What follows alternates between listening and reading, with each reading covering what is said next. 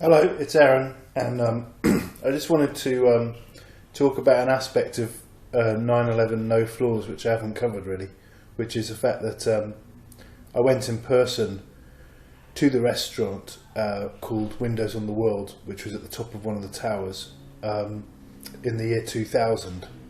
So I just wanted to really give a testimony of what my experience was of going into the building up to the restaurant and back.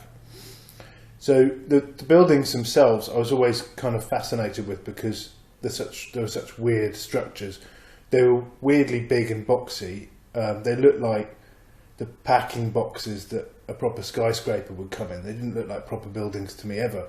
They looked very weird. If you compare them to other office buildings, the exterior was very different. The metalwork hid the windows, which were very narrow and recessed, and it basically made no sense. It minimised the amount of light that was going into the structure.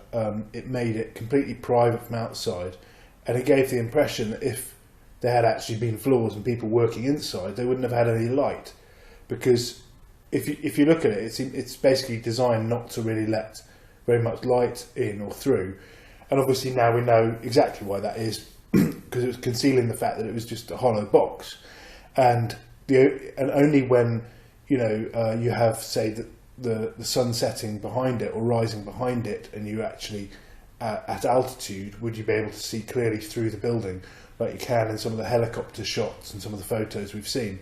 But clearly the exterior of the building was designed to conceal what was inside, as in conceal the trick, which is that it only had a few floors. It basically only had a sky lobby floor, and then the restaurant floor at the top. And I understand there may be a ballroom floor below that. So if you look now, I'll put the graphic of the lift itself. So I walked into the building. So I booked at the restaurant. I went with a friend of mine, I think a colleague from work, as I remember. We went in. The lobby the lobby was enormous. It's enormous in terms of floor space because the outer boxes were massive, and if it had floors, then each floor was enormous. So you walk into this huge lobby that also was about 6 or 7 stories high. So the bottom 6 or 7 stories of the structure were just completely wasted for this lobby. So as soon as I walked in there, I was weirded out by that. Like, why would you build this incredibly expensive, massive, tall building and then use the bottom 6 stories for this cavernous, huge entrance lobby, which just had, like a desk. And there were a few, as I remember, there were maybe 2 or 3 staff at a kind of reception desk. But the thing that struck me most walking into this lobby was how there was no one there. There was basically pretty much no one there. There were a few people in reception on the reception desk, but there was not a single business person or woman walking around that I saw. None. It was like completely just a big, echoey, empty space. There were a few people at reception, and then there were a few people who dealt with the tourists. So they had there was one lift with kind of velvet ropes to guide you down to the one lift that you can go into. And when you go to the lift, there was a bellman, like a lift operator. And so that also struck me as strange, that there was a lift operator to take the tourists up to the top, but there was basically no sign of any other lifts in operation or any people walking around. And there were supposedly like tens of thousands of people working in the building above. So how can you have tens of thousands of people? I was just thinking, how is it possible, just statistically, to have tens of thousands of people working in the building above me, and yet here I am and looking in the lobby, and there's zero people who appear to be going in or out. It just seemed impossible, because I've worked in many offices and much, much, much smaller numbers of people, but you always see people coming in and out of the lobby. I know what a normal functioning lobby is. You've got post people coming in and out. You've got all sorts of things going on. You've got security guards and so on. Here there were like no security, no post people, no businessmen, nobody. It was just like, it was just like a museum, really. It felt like a weird museum. And that's essentially what it was. I mean, it's almost like it's very similar, it was very similar in function to a lot of the museums that the Masons have. You're meant to go in there, you get shown some bollocks, you get brainwashed and you come out, and that's what it's about. And it had the same kind of vibe of a kind of art gallery, bullshit art gallery, or a bullshit, you know what I mean. I think you know what I mean. I went in. So what was strange is the guy was operating the lift, and you absolutely weren't allowed to do anything yourself. And he took you into the lift, and they went to great lengths to. They clearly were going through some kind of script where they were telling you, we're going to the sky lobby, and then we're going to change lifts, and then we're going to go up to the top floor, because there's no direct lift from the lobby to the restaurant floor. So what we do is we go to sky lobby floor, which is somewhere up in the middle of the building, and then we change lifts, and then we go to the top floor. And they told us this, made very. They just seemed to be overly focused on explaining it all to us. Anyway, we went up to the middle floor, to the sky lobby, and we got out, and we changed lifts. But the sky lobby floor was a bit weird. It seemed to have some other lifts, but we were again taken to. Only one of the lifts had ropes going to it and seemed to be functioning. The others were just closed doors. And I believe the other lifts didn't exist. They were just doors. It was mainly a hollow structure. They only needed a single operating lift to take tourists up and down to the restaurant and to the ballroom. There was no other. There's no other need for any lift access apart from that, because there were no actual office floors and no other people who were actually using the building. It was an electrical mast. Anyway, we changed floors. We went up into this second lift, and we were taken up to the top. And while I was standing in the lift, I was looking at the lift panel and just thinking, that's completely screwed up, because the lift panel just seemed to have a strange selection of floors that made no real sense, because they told us in the lobby there was no direct lift from the lobby to the top, but one of the lifts had the lobby floor, the sky lobby, the ballroom, and the restaurant on the button panel. So that wasn't consistent with what we'd been told about having to change lifts. And it also was just weird, because why would you have this lift, which they called an express lift, which had floors 144, 106 and 107.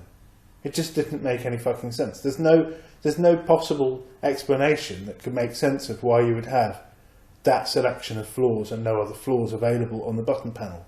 So I thought, that's really creepy. What the hell is going on with this building? I just thought it was weird. I have to emphasise, I didn't know at that time that there were no floors, and I didn't think, oh, there are clearly no floors. But I thought, there's something really weird going on with this building. And when we got out at the top to go into the restaurant, I noticed that so first of all, the restaurant floor was only occupied a small part of the floor, the potential floor space on 107, because the actual, as I said before, the box size was huge on these buildings. So if you couldn't have a restaurant that took up an entire floor, because it would just be so vast. So it was only a small, like a corner of the floor that the restaurant occupied. And when I was walking to my table, I noticed that the floor was kind of weird and rubbery and seemed to be made of sections, and that it felt strange to walk around. It felt kind of bouncy. And I'm not just saying this in retrospect. I noticed this at the time. I thought there was something that felt really weird walking around. And later, when I heard all about after 9/11 and after all the stories and stuff, there were all these stories about how it had special hanging floors. So I thought maybe this is that special hanging floor design, because it felt like it had some recoil to it. I can't, like when you're walking on like a squash court or something, and you get a slight spring from the floor. That's what it felt like. And I now realise that that's because it was just, a temporary floor structure. It wasn't an office floor made of solid steel and concrete. It was a hanging floor, and they only had 2 upper floors. They had the restaurant floor and the one below it, which was a ballroom. They call it a ballroom. I mean, they probably did all kinds of crazy Masonic, satanic rituals and stuff there, because this structure, it was perfect for them to do all their nasty stuff in. Maybe they executed people by throwing them, dropping them to the floor. I have no idea what they actually used the building for. They could have done anything in there, because you could take people there, and it was a completely secret, weird place. So I don't know what they were doing up in the ballroom. I'm sure they were doing some nasty stuff there. But anyway, point being, it was weird. I could tell that there was something up with the floors and the structure generally. There weren't office workers. The floor was weird and springy, and only occupied a small area of 107. So in total, when you go to the restaurant, eat a meal and then leave, you've only visited the lobby, the sky lobby, and part of the restaurant floor. That's all you've seen, but it's obviously designed, the whole experience is designed to make you feel like, hey, I've been in that building, that was a real building, nothing strange about that building, because I've been in there and I went to the top and I ate a meal. So that was the whole point of it. That's the reason to have the restaurant. There's no reason to put a restaurant up there for any other reason. It's obviously not economical at all to build a floor specifically just to put a restaurant in this hollow structure. It was done for a psyop, just like all these other masks, like the CN Tower has a restaurant, and the Shard has a viewing platform, and so they always put a tourist attraction at the top to just baffle you about, so that you don't wonder what the hell is this structure for, because they'll show you like a viewing platform. Like if you go to Shard, you can go and see the viewing platform, and they'll tell you, there's all these hotels, and then there's these businesses, and so on. There's no way that you ever, but then if the hotel never opens, or you can never visit it, or it's so expensive that only you think that there are some mega rich sort of Arab fake oil tycoons who go and stay in it, or something. But you don't see it. It's just the story. All you actually see as a member of the public, all you can see is what they want you to see, which is the viewing platform or the restaurant or whatever bollocks they put up there.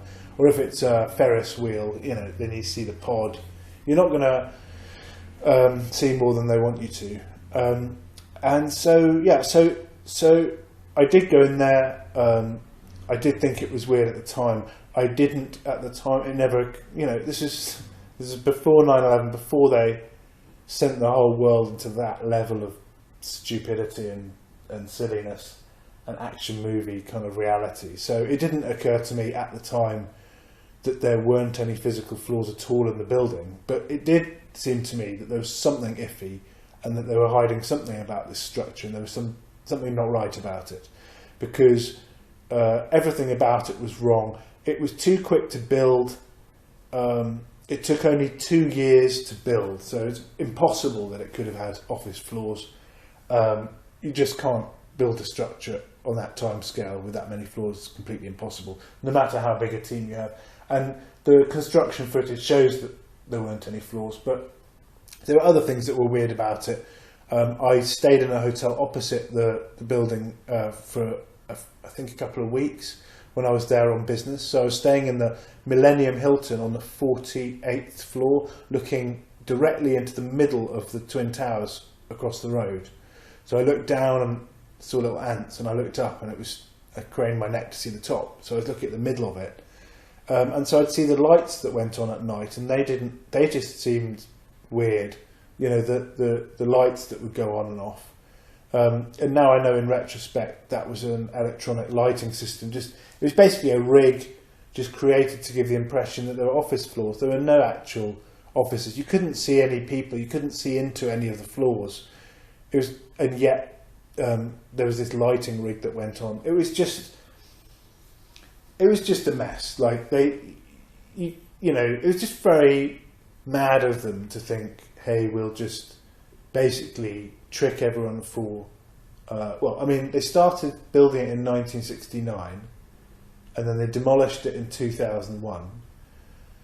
So they thought, we'll just deceive everyone for 32 years, and that's not including all the stuff they had in the media, and before they built the buildings, because they had to say, hey, we're adding 100 million square meters of office space or something, when already New York had too much office space. And people were saying, well, what the hell are you doing? You think you're building more office space? You'll completely destroy. There's no need for it. No one's asked for it. And you're going to wreck the economy. And then clearly they heard, backstage, oh, don't worry, it's just an electrical tower with no floors.